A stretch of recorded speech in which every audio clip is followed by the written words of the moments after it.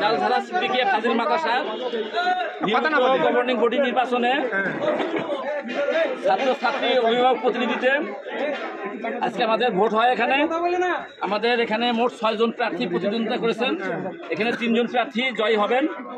আমি আপনাদের সার্বিক সহযোগিতায়, আমাদের পুলিশ প্রশাসনের সহযোগিতায়, প্লাস এই শিক্ষা প্রতিষ্ঠানে যারা আছেন তাদের সার্বিক সহযোগিতায় সুন্দর এবং পিন ড্রপ সাইলেন্টভাবে আমরা একটা ইলেকশন সম্পন্ন করেছি। আমরা সকাল 10টায় ভোট গ্রহণ শুরু করি এবং বিরতিহীনভাবে বিকাল 4টায় ভোট গ্রহণ শেষ হয়।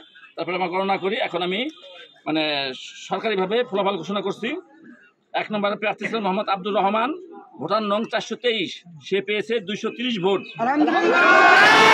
এবং সে হয়েছে দ্বিতীয়। 2 নম্বর মোহাম্মদ ইয়াকুব আলী, ভোটার নং 142, ক্যালকুলেটর মার্কা, সে পেয়েছে 94 ভোট।